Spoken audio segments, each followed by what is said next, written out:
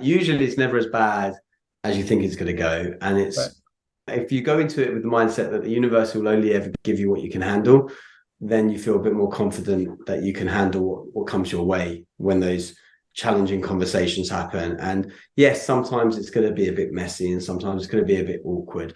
But ultimately, you might walk away feeling a little bit better than having left a specific charge in you for 20 years or 30 years that builds up and festers.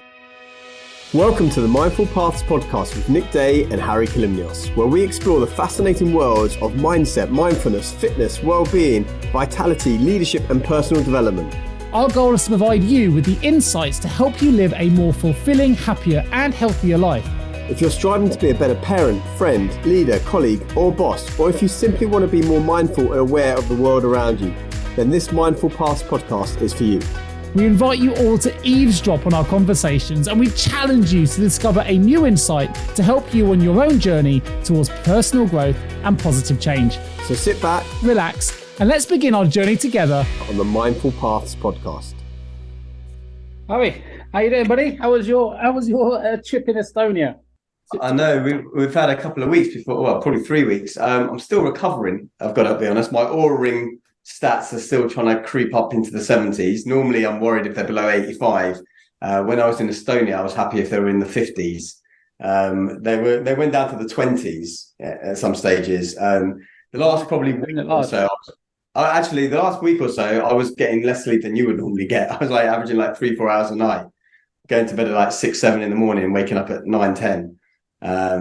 3 weeks is intense as well. I mean, you're out there for a long time pushing. Yeah, who doesn't party, socialize that often? That is a big shock to the system. It is, but what I was saying to people is I've actually got quite a big resilience bank account. So like I've made quite a lot of deposits over the year to bring my energy deposit up quite a lot. So that I think I've got about somewhere between 3 and 5 weeks reserve in me where I can handle that kind of intensity. I've just started to get ill a bit last week and kind of recovered a bit, but I also went down to Brighton for a weekend. And so I haven't been in my own space for more than a experiences. I think I told you last time, I'm not sure if I did, but I was doing daily swims in the sea. Yeah. So I was doing that every day. And eventually we got some people joining us some days. And then one day we got a whole men's group coming, which was great in the morning after like a men's session at like 9:30. And then at the final day, where the graduation, if you like, at the closing ceremony, we got about 50 or 60 people, men and women,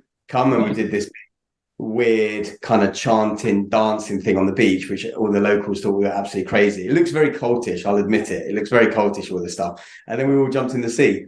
And it was good because that was like kind of my driving force. And a lot of people knew me on the trip because I was posting every day in the WhatsApp group, like rain or shine, I was going in the water. Even when I moved accommodation to be further away, I went in every day, even if it meant going in at 7 o'clock at night before the final party. I just went in, and it was good. It was just all about commitment, and because I decided at the beginning of the trip that's what I was going to do, I kind of had no choice but to do it, and I kind of made a big public commitment as well. So yeah, it was good. How are you doing?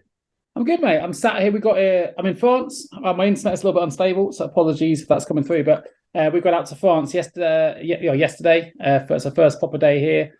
I'm at my parents' place near Alençon, so outside. It's an hour ahead of you, so 8:30 here. Trying to find a space in the house that's private that has a little bit of internet, sort of hidden in a cubbyhole corner. But so I'm behind you in the holiday stakes. I'll start today, but it's good to be away, man, and I think overdue, to be honest, with a lot of things have been going on. But I'm here for Ironman as well, so a bit like you, out here for 3 or 4 weeks. Got Ironman on the 19th or 20th, I'm not sure the exact date. So a friend of mine's joining on the 11th, and I've been out today for a nice. You know what? It's so nice. I'm out for a cycle ride, 40k ride today, and you've got like no potholes in the road, no traffic, like all the things you want when you're outside. You actually can't get in the UK because it's just the roads are just terrible. Everyone hates cyclists, and it's a nightmare. So that's quite nice. Actually had a best part of an hour and 10 minutes cycling, 40k ride, and not disturbed by anybody. Perfect. Did you drive down there to France, or did you fly? Yeah, I drove down to my parents' place in Salisbury, stayed the night, and then we got a ferry from Portsmouth to Caen, and it's about an hour and a half from Caen. 5 hours. Yeah, nice. So what I thought we'd talk about today, something I've been working on, or not working on specifically, but something that was coming up for me in the last 3 weeks at MindValley. I think I kind of, we touched upon it a little bit last time when we were talking about relationships and we were talking about being clear about what you want. But it's this idea of courageous conversations or challenging conversations. And the reason I thought it might be a good place, at least to start with, and we'll see where this unfolds, is because I had a couple of those sorts of conversations last week with friends. Actually, probably it was the week before last week now, actually. And yeah, I wanted to unpack that a little bit. So just to give you some context, what I mean is, like, when sometimes, you know, you can have interactions with a friend or even a work colleague or something, and there's not anything specific maybe that is irking you, but there's some kind of what I would call a charge left in you, whereby something's not sitting right, and then you don't maybe bring it up because you're like, it's really not that big a deal, or it's not anything, but then it could snowball into something else. And the reason I thought I'd bring it up is because I had 2 conversations with 2 really good friends, and I often avoid challenging conversations. I'm a little bit of a procrastinator when it comes to that, which is funny because actually sometimes I don't mind having a spirited debate, as you know. Sometimes I enjoy having an argument, but there's a difference there, right? When you and I have a debate, like, the parameters, we already doesn't understand the rules of play. Like, we know that there's no offence taken, that we're going to speak openly, that we're not there to fall out. We're there to have a passionate conversation. I don't just mean for this show. I mean, when we've met on our cycle rides, we're there as friends. And we know we're not going to agree with everything before the conversation starts. It's almost like we've got some unwritten rules of you know, that we both abide to. And it's okay. You can say something I don't agree with. I know we're not going to fall out about it, and vice versa. Yeah.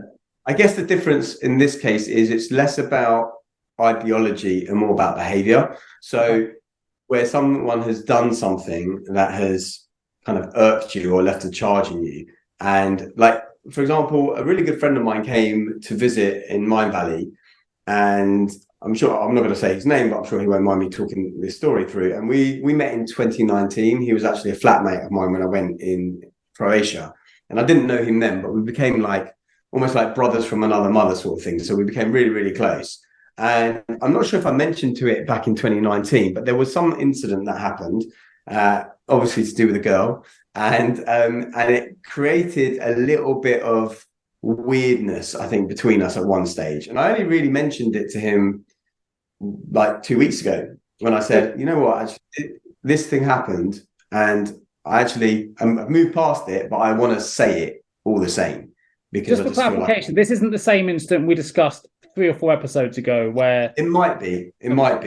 And so that was something that I wanted to talk about to him. And it wasn't like, the thing is, it wasn't to get a response either, and it wasn't to enter a discussion. It was merely just to enter something, like, to get something off my chest. And the incident that you don't know is like another friend of mine. So here's the situation, and again, I may have read something into it differently. And what was actually really interesting is there was a third person involved in our conversation when I brought this up, who's also actually a very successful coach. So, and like, he was in the middle. Well, not so much a mediator, more of an observer. He didn't involve himself, but after we had our discussion, kind of gave us both his reflections on what he saw. Okay. And so the situation was this. So on Sunday night, last Sunday, so not the one just gone, 2 Sundays ago, I was at an event where a friend of mine was running this meditation music event. I don't know how to describe it really. Anyway, my friend was there as well, and I was quite, let's say, I was quite connected with this girl that was running the event. Right, we'd spent a lot of time together over the week before and everything, and quite like her. And then I ended up, after the event, having dinner with her and spending time with her, and it was just the 2 of us. And then at like 1 a.m, my friend, who was also at that event, sends her a text and was saying things like, you know, I want to get to know you more, you're interesting, blah, blah.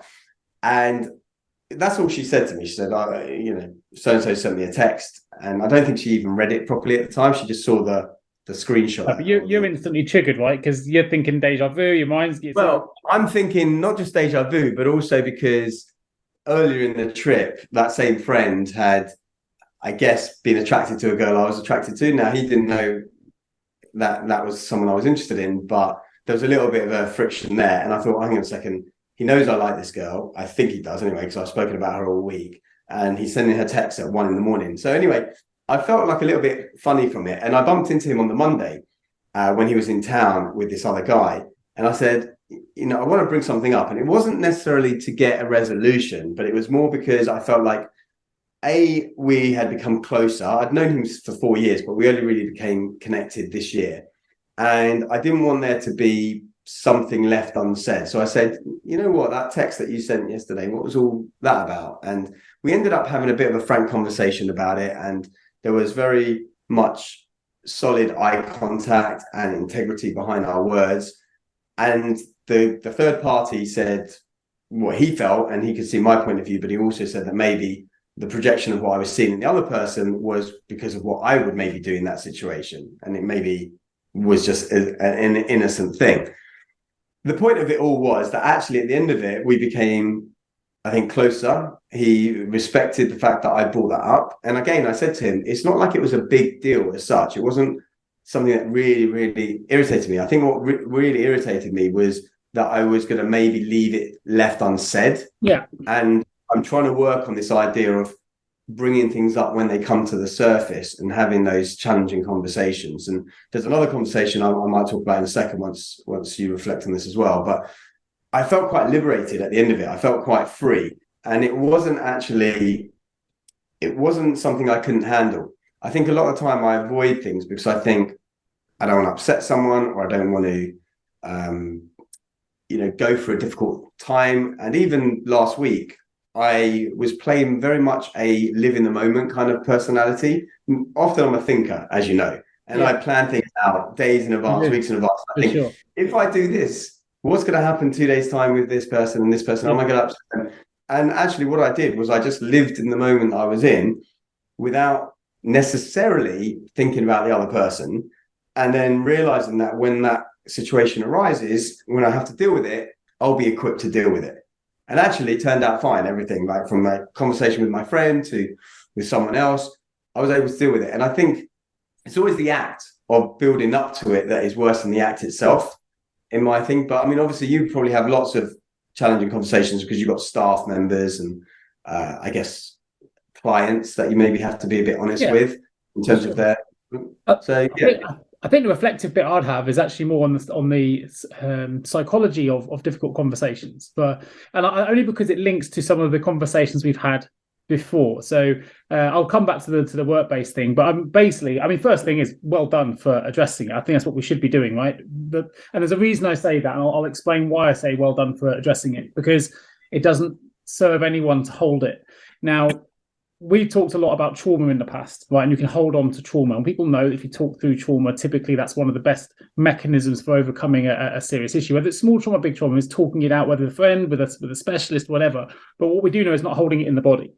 So we know that we hold about 90% of these things subconsciously and 10% consciously. So, for example, I might say that I might remember now what I had for breakfast if you asked me, but I wouldn't necessarily remember straight away. It's kind of it's in my subconscious, but if I ask it, I can then I can pull it back up again as an example. But things that happen, so that thing that happened with your friend, that would have been buried into your gut, and we get those gut feelings that things aren't right, and our body gives us signals that things aren't right. And you would have had something was telling you that you had to act, something wasn't right. And what we often don't do is listen to what our body is telling us. So most people will suppress that feeling, they'll push it down, they'll avoid the conflict. And actually what happens is it will manifest itself at some point. We build on it. It becomes like a weed that grows inside of us. And eventually the situation gets way worse. So the first thing that I was going to say is huge, not that it surprises me because you've always been quite forward, in a good way, by the way, with me. If you don't agree with something or whatever, clearly the way he behaved went against your values. That may not necessarily gone against his values, but that would have created, in my estimation, a feeling in your gut that something wasn't right, because your value chain has been challenged. And most people would suppress it, and they would sit on, they wouldn't do anything with it. They go, you know what, it will pass. But what happens is then another incident will happen in the future, and that suppressed feeling in your gut would have grown like a weed, and you'll find out it comes out a lot stronger.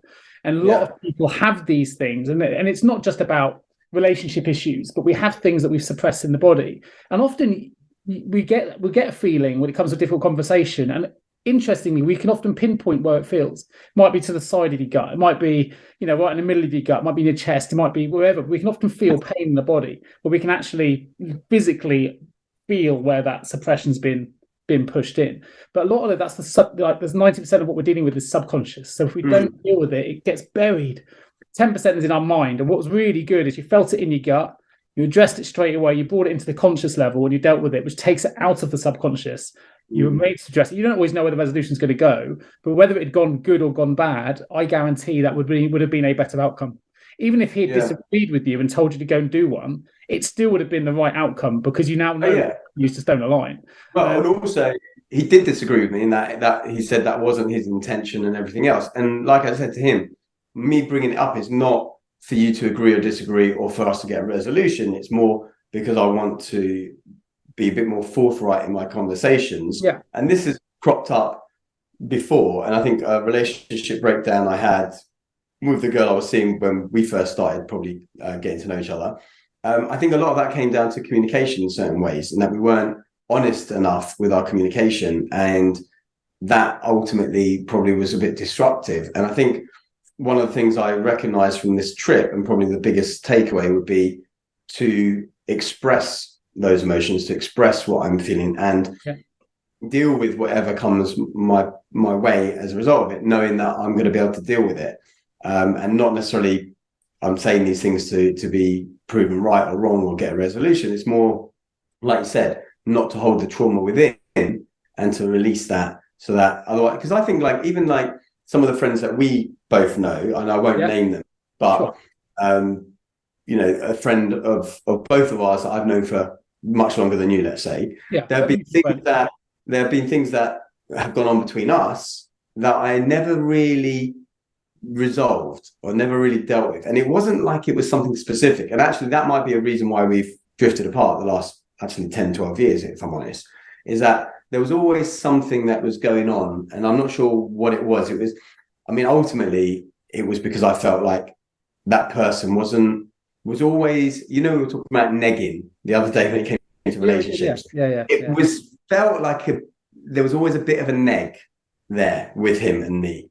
And I just ultimately walked away from each conversation thinking, am I feeling uplifted or not from this interaction with this person? And it wasn't like I could change that person, because I'm not here to change anyone else and everyone is perfect just the way they are. It's just that sometimes people don't necessarily mix. And I know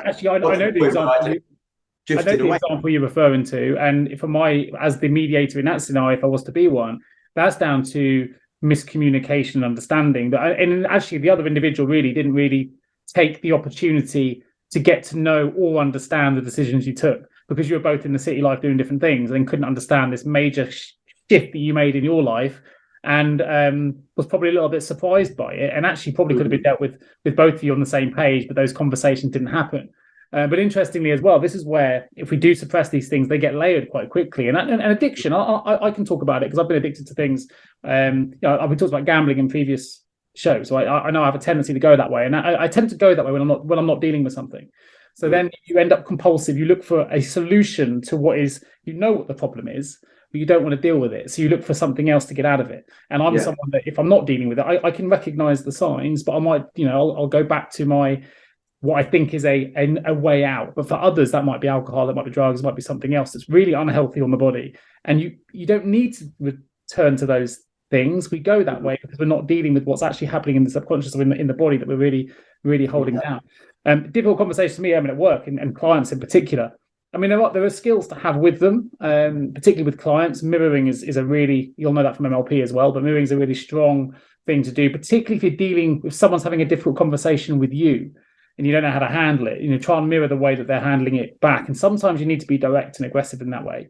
But I think mirroring is a really powerful way of handling a difficult conversation. But I'd always say you need to get it out, but try to get it out in a way that is telling the other, which doesn't sound like the way that you did it, which is great. A lot of the time when we're unhappy, we let it fester for so long that when we do get it out of our system, we tell someone, in very direct terms, what the right path is. but that's the right path for us, not necessarily the right path for everybody. And it's when those values are misaligned so clearly, you end up with conflict, because no one likes being told how to do something. It's a bit like someone coming and going, you could do this podcast better, Nick and Harry. Okay, while someone could come in and go, and I'm sure there's loads of ways we can improve the way we're doing things, right? But if someone else came in with the same thing and said, guys, I'm really enjoying the show, would you be open to a couple of suggestions on a way I think you can improve it? That approach is miles better than someone going, I know, let me tell you 10 ways I can make your show better. You know what I mean? One brings up a way for me wanting to fight back like a cat or a rat in a corner, and the other one is actually really open to listening. I mean, I guess it all comes down to intention, and what is the intention behind having that conversation? I think where we came from in that conversation last week with my friend is, and I think I said this at the beginning, it's like, obviously we're coming from a place of love and respect. And the reason we're having the conversation in the first place is because we care about our relationship with the other person. Sure. And otherwise, if we didn't, we just wouldn't even bother with it. And I think that's something that's really important. And it reminds me, I had a really challenging conversation a few years back with a very close family member. And I won't go into it specifically here in case they listen to the show, but needless to say, we've had challenges our entire lives. And it got to a head really badly, to the point where I didn't want this person around my house and didn't want to see them for months at a time. And it got to a point where I had to deal with it. And so I actually wrote them a letter and expressed my opinion, but also then wanted to talk about it afterwards. And so going into that conversation, and this particular person they tend to express their emotion through a little bit more loudness or anger, whereas I tend to, in those situations, become calmer and step back, which ultimately doesn't help, because in a way you have to almost match that person's energy to bring them down. But when they accelerate their energy and you keep yours low, it makes them more irritated. And anyway, so one thing I did in terms of having this, I guess, challenging conversation or courageous conversation, and I was trying to look for them now, but I can't find them. But I actually wrote down about 10 rules of engagement before, and I said, before we meet and have this walk and talk, which I thought it was better to have a walk and talk rather than just a talk, these are some of the suggestions I've got. Please offer your own suggestions as well. But it was things like, seek, a bit like Stephen Covey, seek first to understand before being understood, or something. It was, if either of us are getting heated, that it's okay to walk away from the conversation, or that my perception of history may be different from that person's perception of history, and that's okay. It was those sorts of things, because I wanted to enter that, and it felt like a little bit official and legal in a way to have this frame of reference or terms of service or rules of engagement, whatever you want to call it.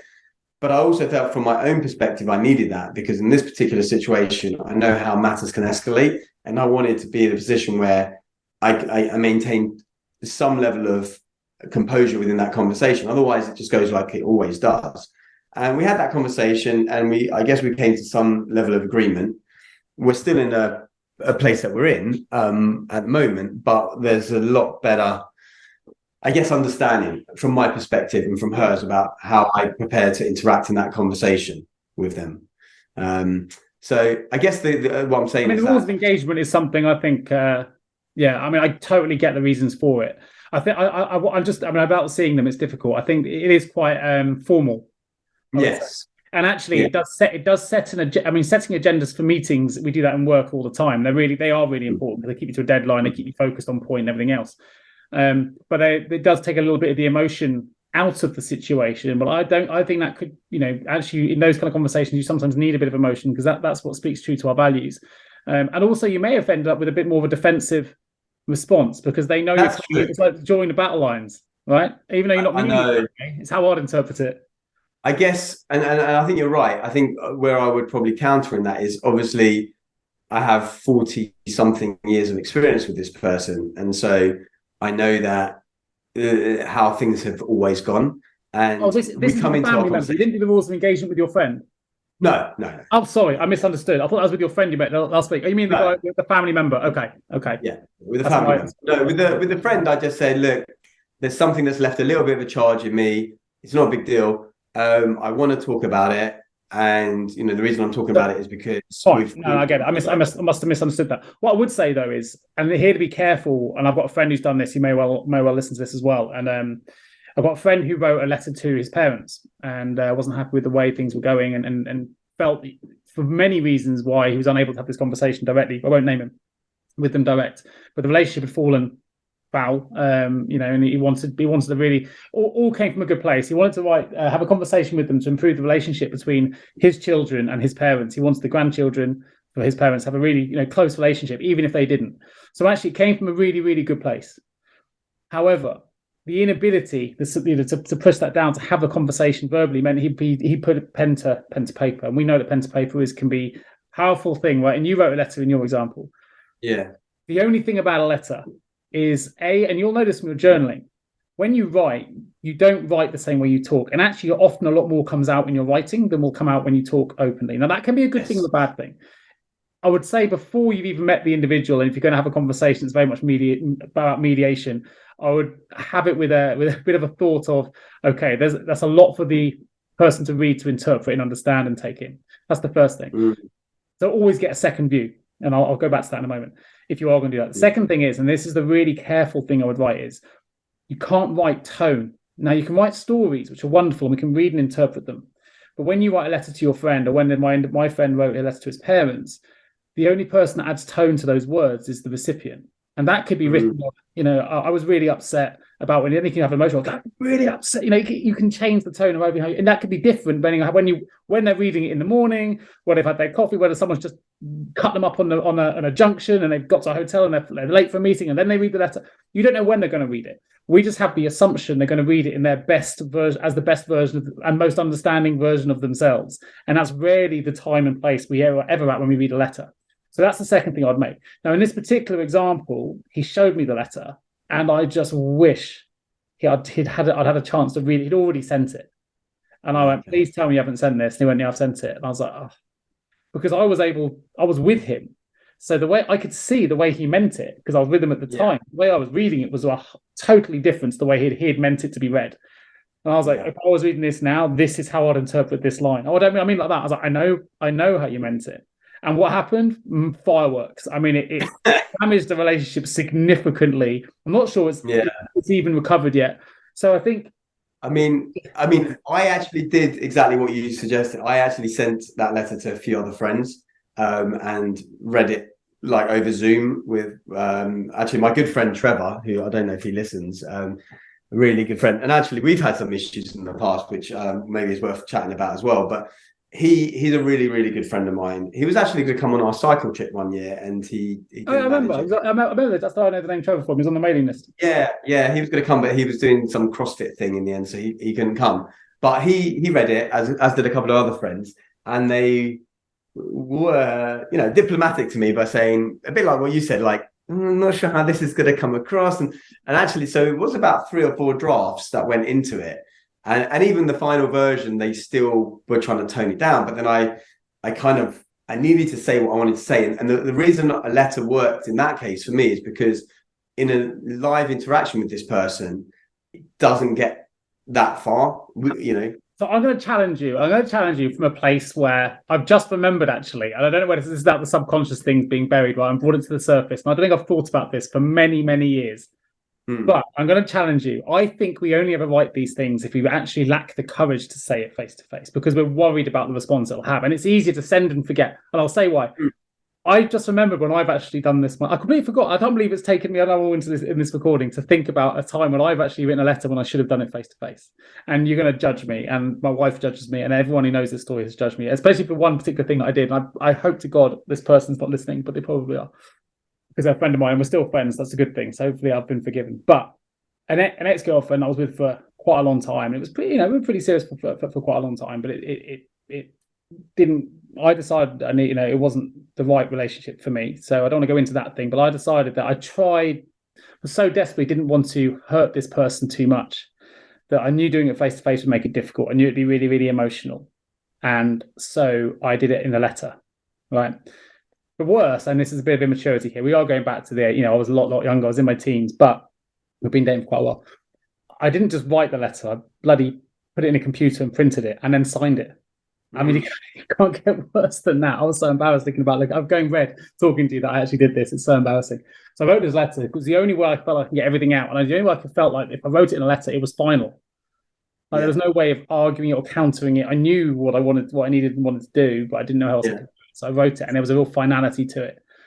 But it's a horrendous thing, in my opinion, to do. It was a horrendous thing for me to have done. It goes completely against my own value system, which I know changes in time anyway, right? Yeah. Who I was then is not who I am now. I get it. I mean, like, a lack of courage. I don't know. I mean, let me just make you feel a little bit better about that whole episode. I've actually gone red. I mean, my lighting's red. I can see you've got a bit red. Embarrassment. The other day I was writing in my journal because I just got back from MindValley, and a friend of mine suggested, write in your journal about your experience while you can. And this is a journal I've been keeping on and off since I was 10 years old. So I've got like 3 or 4 books, and sometimes I go years without writing in them.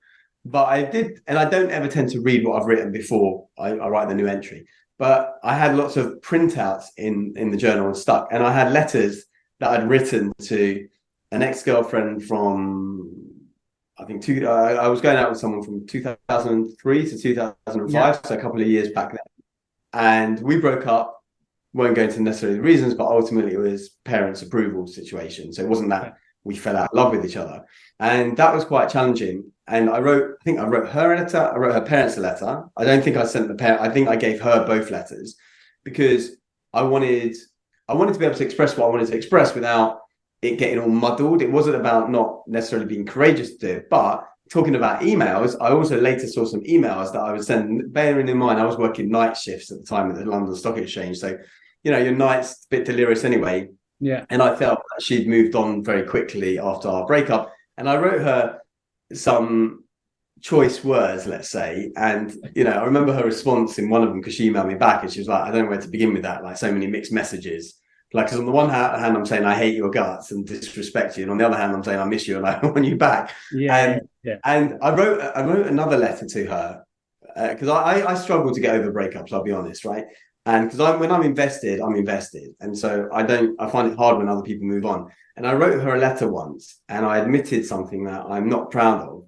But as soon as I sent it, I'm not sure if it was a letter or an email, I texted her, and this is another reason for writing the letters, is that I never had the opportunity to meet up with her for like a proper drink or a chat and get things off my chest, because it just like drags things on.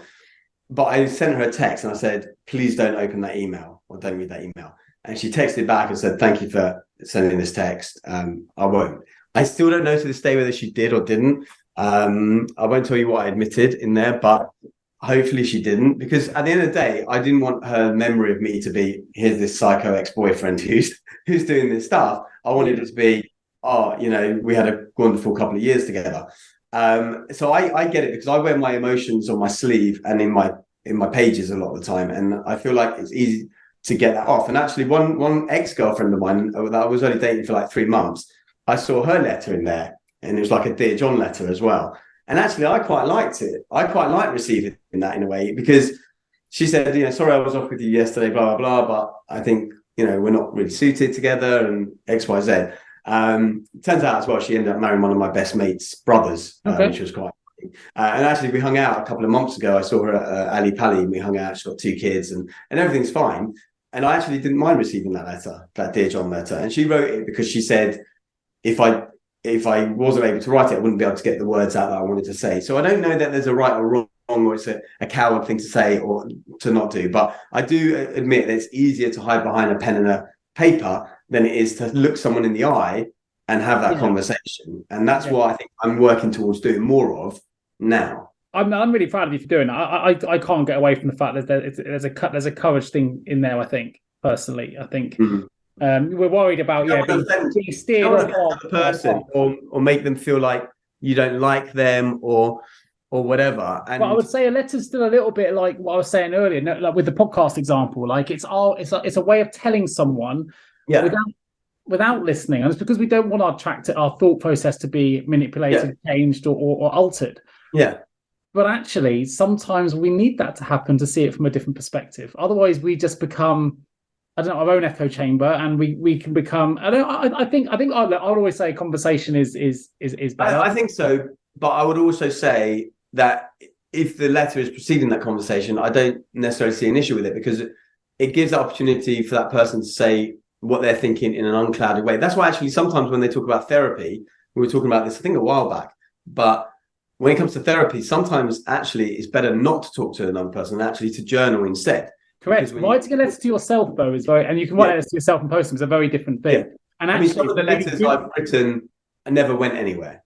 No, but you can write letters. There are services, I can find the domains for you if you want, where you can write letters and they send them to you later. Like you can put dates and things on them and all sorts. Well, actually, and then you read your own tones. You could do it a month later and you'll read it in that different view and go, "Oh my God, I can't believe I was feeling like that." But that's an example. We even read our own tone differently. Well, you know what we did years ago? I think in 2014, I ran a retreat with my then girlfriend called Detox with a Difference. It was a detox retreat, but the reason it was different is because we weren't just doing the juices and the yoga, but we were also teaching them, or I was teaching them mindset stuff, NLP, health and nutrition. Yeah. But one of the activities we did at the end of that week was they all got to write letters to themselves, which would then be given to me. And then I posted them, I think it was 6 months or a year later. So I posted them back to themselves 6 months or a year later. And it's them themselves telling themselves, keep going with it. You did really great. How amazing are you feeling now? And so there's a lot of power to be had in hearing your own voice, which is why huge power. But I do think it's different writing letters to yourself, where it's powerful than writing to someone else.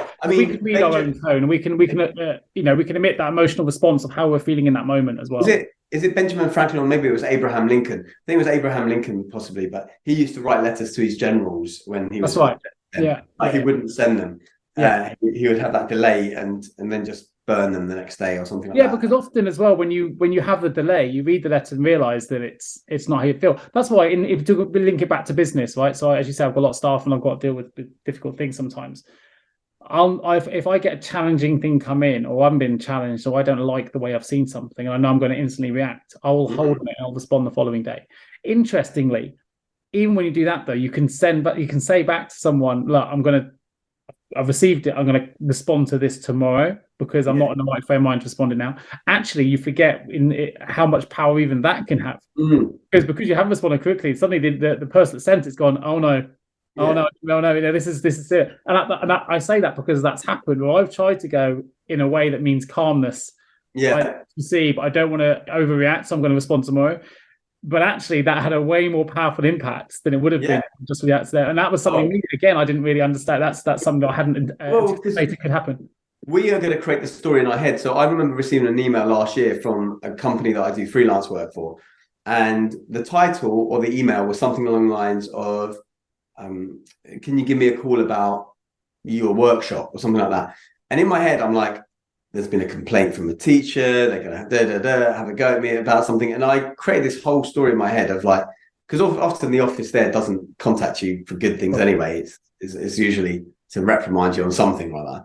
And in the end, it was, I think they wanted to know whether I could do a certain date for a workshop and clash. And it was like totally nothing. And I just thought, even the emails that we get automated emails every time we do a workshop, which says, feedback for workshop, blah, blah, blah. And even when I see that title, I'm always thinking feedback, as if there's been negative feedback said about me. Like, even though I know it's an automated email, it triggers me in some way. And I'm just like, we often don't really recognize how our response might land with a certain person. And it's impossible to know how every individual is going to respond on every nuance that you give.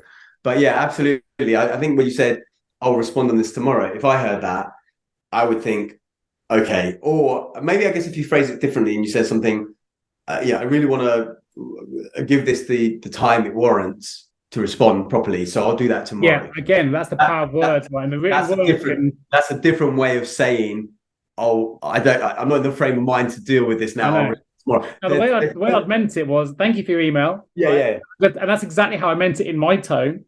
The way it was received was very, very different. It's a really good example. But you were talking about, our thoughts control. We've talked about many times on this podcast. Our thoughts control our feelings, or nothing has meaning till the meaning that we give it, which is the way you put it. Yeah. But our thoughts create the meanings, and then ultimately create our feelings, right? And we feel how we feel about something. But interestingly, like even whether it's written word or spoken word, I think you can speak 300 words a minute. I think you can write 150 words. Oh no, maybe that's too many. 150 words a minute. But we can think between, I think it's like 2,000 to 5,000 words. Yeah. I think that's right, a minute. simultaneously as well. I mean, that's crazy if you think about the difference of how many. But this gives a great example as to why, if we're using the power of writing things down in a journal or whatever, is that it gives clarity to our thoughts. And also talking to a friend about something gives clarity to our thoughts. Because if we don't, and again, we go back to that holding that being in our body, our thoughts if we're able to multiply how much we can think by 10 times the speed we can speak, or even 20 times the speed we can write. You can just imagine how many visual stories we're creating for ourselves over something that actually could just be addressed there and then. If we don't suppress it, you can imagine then how quickly that weed can grow. If we're thinking 3,000 words a minute about that particular situation, how far and how many stories we create in our own mind about what could happen.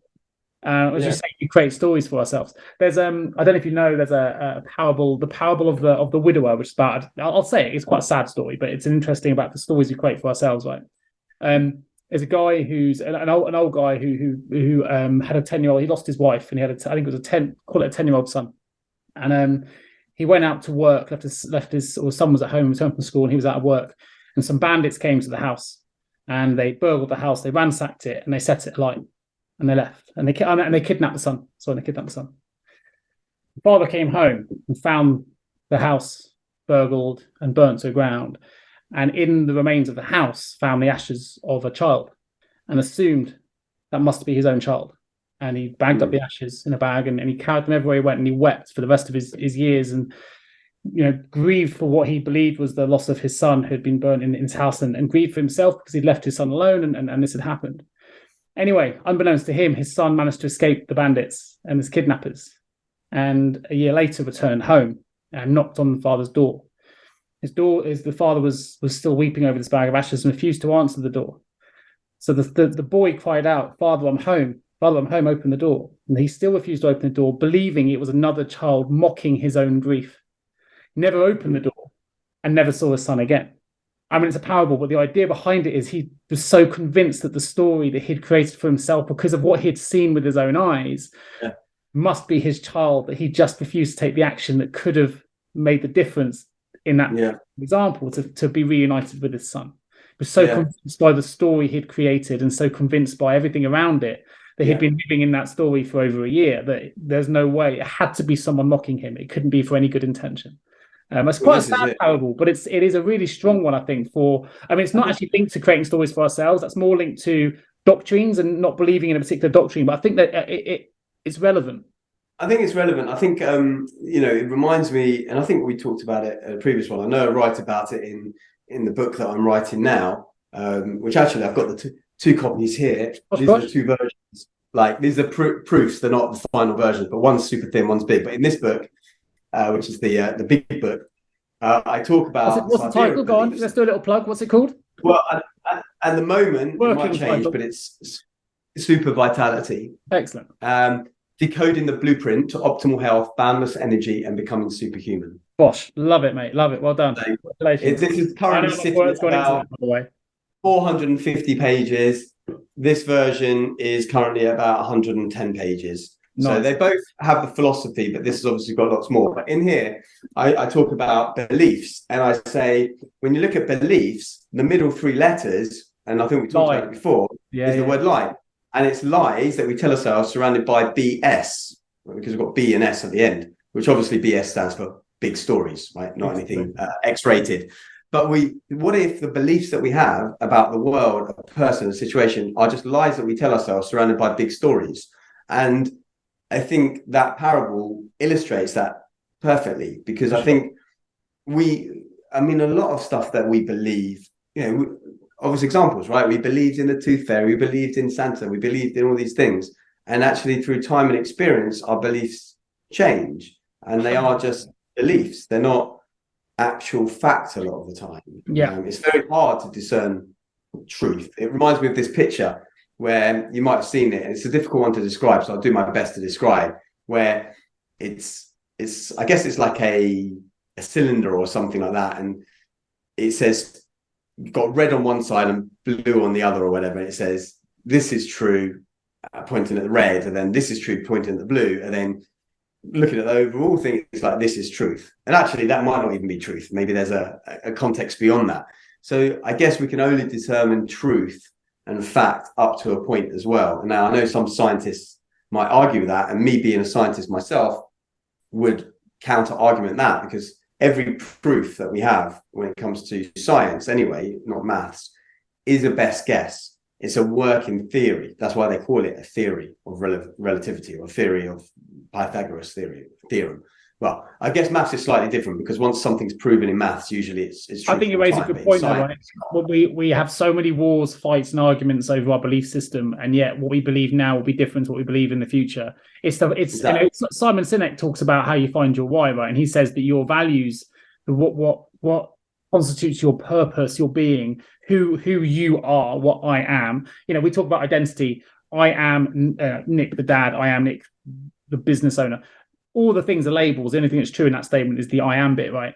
But our beliefs, my beliefs now, we talked about it earlier, in what I believe was true when I was a teenager is different to what I believe now as well.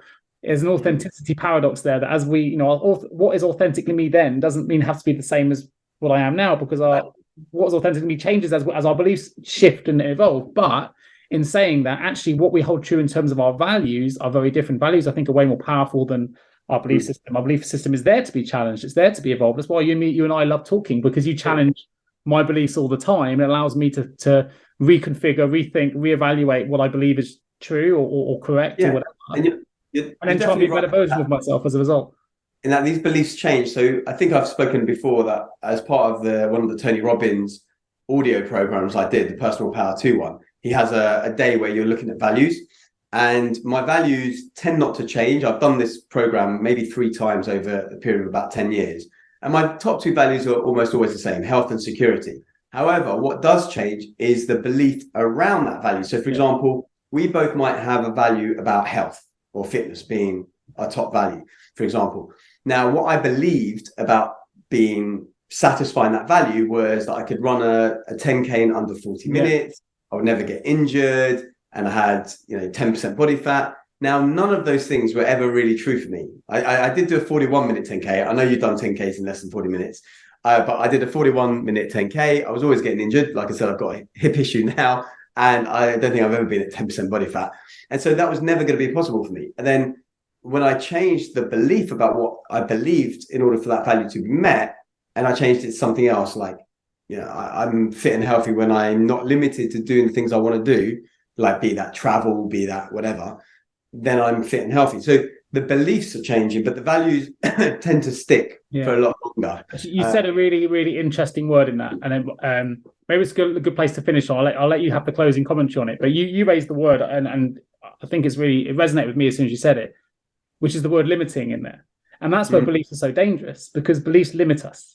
That's why you hear the words together, our limiting beliefs on who we are, a limiting belief that we can't do something, limiting belief that we can't achieve something, can't say something, can't have a challenging conversation if that's the case.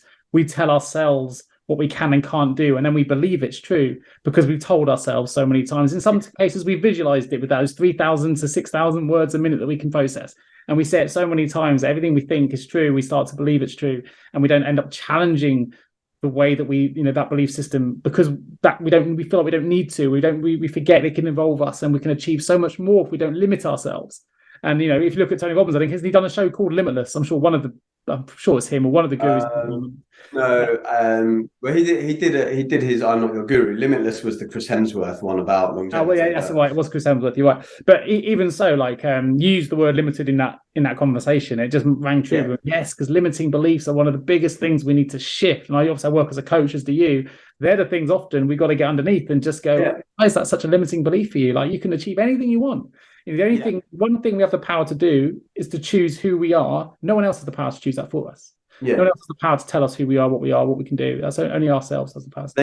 Absolutely right. And I think there are different ways to shift limiting beliefs. I think I mentioned it last time, and I guess if we're going to close, this was a shift for me a couple of weeks ago. And I think I mentioned it before, and it was that limiting belief where I was saying, what if people don't want to engage with me when I'm meeting new people? To changing that to people worth knowing are open to knowing me. And that just shifts, even though that was a cognitive shift. Sometimes when we change limited beliefs, we do it from a subconscious level or from a picture level. But this was literally from a cognitive prefrontal cortex level, where I'm saying, actually, my limited belief is, what if people don't want to engage with me? To actually, people worth knowing are open to knowing me. And that little shift, I don't know how long that's going to last. It's lasted 2 or 3 weeks now, but it's helped me engage with people that I maybe not would have engaged with, because I'm thinking to myself, there's no way that I can fail at this, because if they don't want to know me, they're probably not worth me knowing, at least not right now. And just having that little flip, shifted things. And we have got some limiting beliefs in different areas of our life that we work on constantly, and it's just about progress, right? Working through those as and when we can. I always end up with things, and I fall foul of this, even though I know we're having this conversation, because we all have them, right? I'll say, I'll do something when I've done this. I'll be able to do that when I've done this. I don't need the when I. So I feel like until I've done my X, Y, and Z course, or until I've done X, Y, and Z race and whatever, I won't be able to achieve Y. A lot of people have this. They want to, as you know, because you've done your Toastmaster stuff, one of the biggest fears a lot of people have is public speaking, right? And they go, well, I won't be able to do that until I've done this, until I've practiced in front of 100 people, until I've done the Toastmasters course. Actually, there's nothing stopping you from doing it now. These are all your limiting beliefs. You don't need to do anything before, but you do it because you want to give yourself the confidence. But what happens is we then do that public speaking and you think it goes okay, or we do that thing we want to do, but then we still limit ourselves and go, well, we put another hurdle. Yeah, exactly. We keep putting hurdles in front of ourselves. We're never happy with our financial level, our fitness level, our learning level. We're always pushing for more because we always think we need the next thing. I was having this discussion with a friend on my way home just now, and I was saying to her how, when it comes to, say, yoga, right, there'll be like a yoga teacher that does their 200-hour teacher training. They become certified as opposed to maybe qualified, but then they don't teach, and they go, I need the 500 hours. I need another 200. She was asking me about my coaching qualifications. And I said, well, you know what, actually, because you're doing more formal coaching qualifications. I'm like, actually, I've done my NLP stuff, and I'm pretty, and then I just started, if I'm honest. I just started coaching. How most people now, do. In some places, they want an ICF thing, and I'm like, well, you know what, these are just bands of people that got together, created a federation, same with the yoga, right? Yoga Alliance and this, that, and the other. It just becomes, I guess, a well-known brand that people can hang their hat off and say, well, I'm Yoga Alliance certified. But the reality is, there's a difference between being certified and being qualified. Certified gives you that piece of paper. Qualified is that innate confidence that you have in yourself of doing the thing that you need to do. And so, whilst I wouldn't write off the things like ISL. I'm not doing ICF, I'm doing ILM, but just as a certification thing, I think there's more things behind the idea of best practice, and actually absolutely preventing low barriers to entry. Now, no one's going to question your 10, 20, 25 years experience in what you do. You are qualified by experience, big believer in that. At the same time, if you don't have that qualification by experience, I'd be very nervous about someone coaching me who's got no experience and no certification, who just wants to make a quick buck. And unfortunately, there are so many quick rich schemes out there that people are taking cash from people for different things. I think both have their merits, but I don't think you need to be one or the other. I'd be very happy to have you as my coach. You don't have to be. You have to have the ICF qualifications to do that, Harry. I could hopefully look at your 25 years experience and all the great content you put out there to know that you're more than qualified to deliver it. Exactly. What qualifies me is, the 4 books, the Masters in Health and Wellbeing. Well, to be honest, the Masters in Health and Wellbeing, I'm not using the stuff I learned there other than the validation of my energy audit. But I felt like I wanted that again, maybe for that. I was never asked for a certification whenever I teach health and wellbeing, but I felt like actually it is useful to have something recognized. I would argue that is what I'm trying to say, I guess, which I think you'll agree with, is having that certification. Yes, it's good from a knowledge of other people recognizing something, but some people, they still get these certifications, they chase the next one and the next one. And I don't disagree with the hurdling. The hurdling, they never step foot. And ultimately, they still lack the confidence to do it themselves when they can just need to take that, make that step. What I would say is you've differentiated the certifications from being qualified. For me, they're one and the same. It's about qualified is a plural term for qualification, right? Or a term for you qualify when you have a qualification. You are qualified to do something. Now, your qualification may not be through certification, but you're qualified through experience, through social proofing, through social content, and all the other bits that you do. Others are qualified through certification or study. The thing that's true on both counts is both people are qualified to deliver. It's the people that have done neither that then just set themselves up that I would have a slight bit more of an issue with. But look, I don't disagree with the hurdling piece, and I'm someone that does that myself. I've done I'm now doing the highest level you can do, which is level 7, and for me that gives me credibility to a certain degree. It gives me confidence. It gives me the things that probably I don't need to do. I've been coaching for 20 years, career coaching for 20 years. Don't need that piece of paper, but it gives me a little bit more confidence or credibility in my mind. But I don't need it. So I don't need it externally, but I need it internally. Yeah, and that's it. I mean, it's what makes you feel confident in delivering the work you've got to deliver at the end of the day, and being intrinsically motivated as opposed to extrinsically motivated. But yeah, I mean, interesting. So I think kind of wrapping it up in terms of the conversation piece and everything, it's, for me, I guess if I was leaving listeners with something, is that usually it's never as bad as you think it's going to go. And it's usually I think if you go into it with the mindset that the universe will only ever give you what you can handle, then you feel a bit more confident that you can handle what comes your way when those challenging conversations happen. And yes, sometimes it's going to be a bit messy and sometimes it's going to be a bit awkward, but ultimately you might walk away feeling a little bit better than having left a specific charge in you for 20 years or 30 years that builds up and festers in some way. And I'd agree with that. I'd echo the same points, really. If you're listening to this and you've got a weed that's growing inside of you, maybe you have addictions in your own life, right? You know why you look for those ways out, and you know why you navigate to those things. Typically it's because there's something inside that's knotted and grown and you haven't dealt with it yet. So maybe now is the time to pick up the phone to that person and have a conversation. And you know what, if you haven't dealt with it by now, you may as well take it. You're not going to lose anything, but you may be losing more of your own identity, actually, in your own self, by taking actions that aren't healthy for you, by following compulsion or addiction or whatever. Don't let it fester and go like a weed, and be very mindful that we think way many more than we talk or speak, and that can be dangerous. Be really positive, it can be really dangerous as well. Yeah, absolutely. Good stuff. Well, Harry, it sounds like you've had a brilliant time in Estonia. I think there's a bit more to unpick yet, so I look forward to seeing how. Oh yeah, there is. I'll be there next year. I've already got the ticket for next year. I'm gonna get. I might join you, mate. I might join you. Send me the details over. Maybe I won't get there for 3 weeks, but I might well come out for a little. No, you can do a week. Some people just do a few days. We're going to get the same apartments, my friend and I, although lots of people have been asking us for the apartments. I was like, no, we've already reserved them. Party animals, nice.